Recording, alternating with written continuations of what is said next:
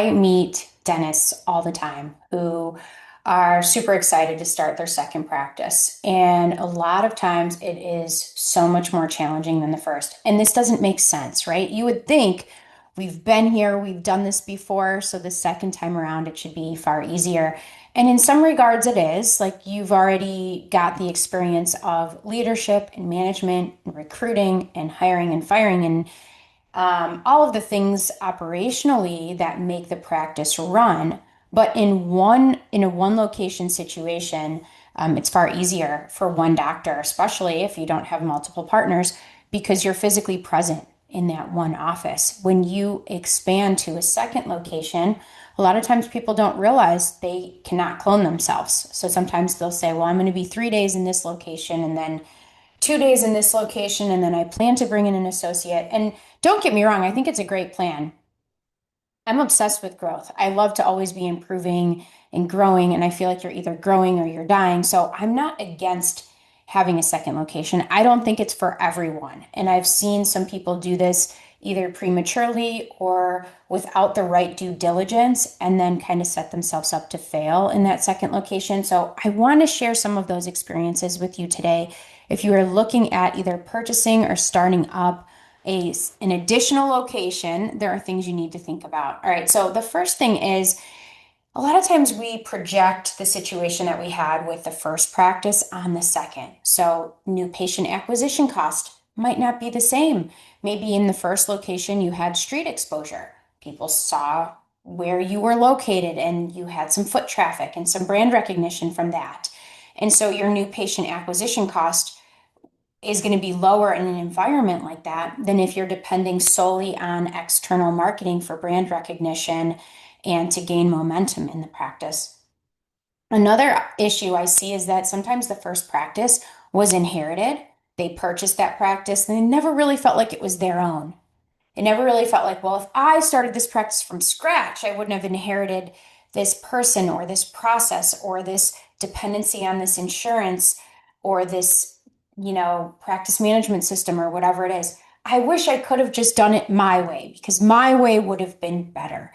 And so then their second location is a startup and they don't realize how costly it is to get momentum and not just financially costly, but time. It can take some time to get that momentum. And again, I'm not saying don't do it. I'm just saying talk to people like myself who have been there and done that to help set realistic expectations for what that ramp up period looks like. I think a lot of marketing people, a lot of consultants, dental consultants go into these conversations trying to paint the prettiest picture for you so that you hire them.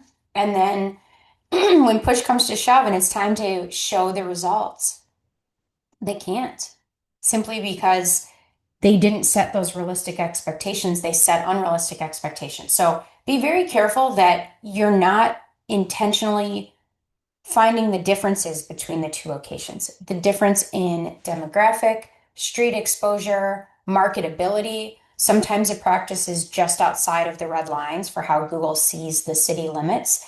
That's going to make the digital marketing campaign and new patient acquisition cost a little bit more expensive if we're comparing the two practices and they have different situations. So there are variables. One changed variable affects how everything else works.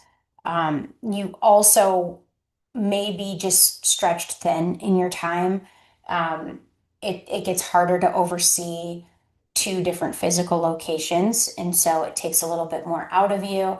I'm not saying don't do it. I've seen a lot of people do this successfully and move on to a third or a fourth or fifth location, and I am all for it.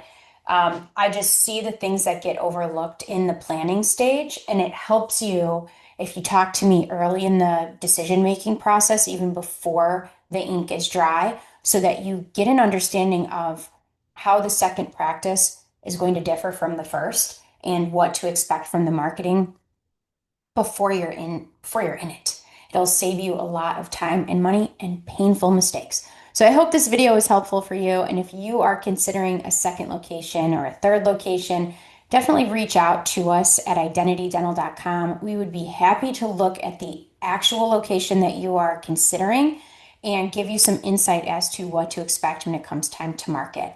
I hope you have a great day. See you soon.